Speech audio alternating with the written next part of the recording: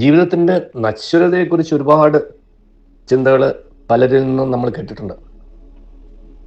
കാരണം എക്കാലവും ഇവിടെ ജീവിക്കും എന്നുള്ള പ്രതീതിയിൽ മനുഷ്യൻ ഇവിടെ ജീവിക്കുന്നതുകൊണ്ടാണ് മനുഷ്യൻ എപ്പോഴും സ്വാർത്ഥനും അഹങ്കാരിയും ആർത്തനും ഒക്കെ ആയിപ്പോകുന്നത് എന്ന്. പക്ഷേ അതെല്ലാം ജീവിതം കടന്നു പോകാനുള്ളതാണ് എന്ന് ഓർമ്മിപ്പിക്കാനാണ്. അതുകൊണ്ട് ഇവിടെ നിന്ന് ഒരു പരിധിക്കപ്പുറത്തേക്ക് ജീവിതത്തിൻ്റെ ഇവിടുത്തെ സന്തോഷത്തെയോ സുഖത്തെയോ കേന്ദ്രീകരിച്ചുകൊണ്ട് ജീവിതം വ്യക്തമാക്കരുത് എന്നുള്ള ചിന്തയ്ക്ക് വേണ്ടിയിട്ടാണ്. പക്ഷേ ഈ അടുത്ത ആളിലൊക്കെ എൻ്റെ മനസ്സിൽ കടന്നുപോയ ചിന്ത ജീവിതം ഹ്രസ്വമാണ് എന്നതിനെ കുറിച്ചാണ്. ജീവിതം ഹ്രസ്വമാണ് എന്നുള്ളതുകൊണ്ട് ഓരോ നിമിഷവും അത് ജീവിച്ചു തീർക്കുക, അത് നാളേക്ക് ജീവിക്കാനുള്ള വ്യഗ്രതയെ, നാളേക്ക് ജീവിക്കാനുള്ള ആഗ്രഹത്തെയോ സ്വപ്നത്തെയോ കരുതി ഇന്നിനെ ജീവിക്കാൻ മറക്കരുത് എന്നുള്ള ചിന്തകളാണ്. നേരിട്ട് ഒരു ചിന്ത കണ്ടത് T.S. എലിയറ്റ് എന്ന് പറയുന്ന ഒരു ചിന്തകനിലാണ്. കവിയാണ്, എഴുത്തുകാരനുമാണ്. എലിയറ്റിന്റെ അഭിപ്രായത്തിൽ ജീവിതം ഹ്രസ്വമാണ്. Life is short, therefore don't make it difficult for others. ജീവിതം ഹ്രസ്വമാണ്, അതുകൊണ്ട് ആ ജീവിതം നമ്മൾ മറ്റുള്ളവർക്ക് ഒരു ബുദ്ധിമുട്ടാക്കരുത്, ഭാരമാക്കരുത് എന്ന് മലയാളത്തിൽ ഒരുപാട് പേര് പറയുന്നത് നമ്മളൊക്കെ കേട്ടിട്ടുണ്ട്. ആർക്കും ഒരു ബുദ്ധിമുട്ടാവില്ല.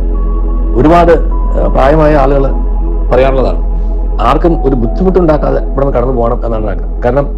കാരണം ഇവിടെ കിടന്നു പോയാൽ എല്ലാവർക്കും ബുദ്ധിമുട്ടാവും. അതും യാതൊരു അർത്ഥമില്ലാത്തൊരു ചിന്തയാണ്. ആർക്കും ബുദ്ധിമുട്ടാവില്ല, എല്ലാവർക്കും സ്നേഹിക്കാനൊക്കെ ഒരു അവസരം കിട്ടും എന്ന് ഞാൻ തമാശയ്ക്ക് അവരോട് മറുപടി പറയാറുണ്ട്.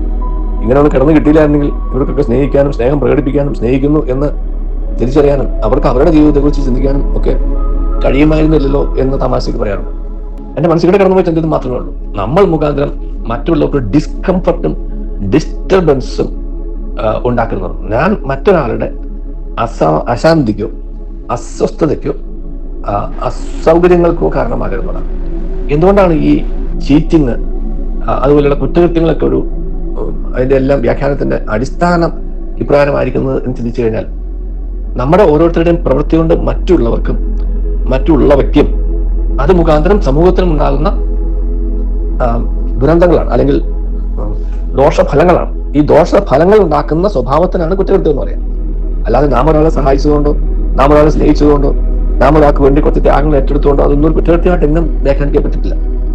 ഏത് കുറ്റത്തിന്റെയും ഡെഫിനിഷൻ എടുത്തു നോക്കിക്കഴിഞ്ഞാൽ ആത്യന്തികമായിട്ട് ചെന്ന് നിൽക്കുന്നത് നമ്മുടെ മനസ്സിലെ മോശം ചിന്ത വഴിയായിട്ടും ആ ചിന്തയെ തുടർന്നുള്ള നമ്മുടെ പ്രവൃത്തികൾ വഴിയായിട്ടും മറ്റുള്ളവയ്ക്കോ അല്ലെങ്കിൽ സമൂഹത്തിൽ തന്നെയോ അത് വേദനയ്ക്കോ ദുർമാർഗത്തിനോ കാരണമാകുന്നു എന്നുള്ളതുകൊണ്ടാണ്.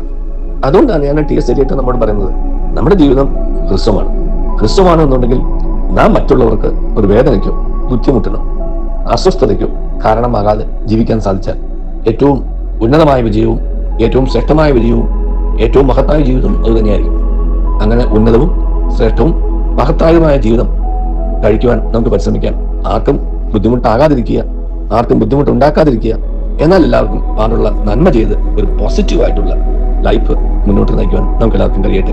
അങ്ങനെ മറ്റുള്ളവരുടെ ജീവിതത്തിൽ നാം അർത്ഥവത്താകുമ്പോൾ, when we make life of others meaningful, മറ്റുള്ളവരുടെ ജീവിതത്തിൽ നാം അർത്ഥം കൊടുക്കുമ്പോൾ നമ്മുടെ ജീവിതത്തിന് വലിയ സന്തോഷം ഉണ്ടാവും, വലിയ മഹത്വം ഉണ്ടാവും. ദൈവം നമ്മെ അനുഗ്രഹിക്കട്ടെ. നല്ലൊരു ദിവസം എല്ലാവർക്കും നേരുന്നു.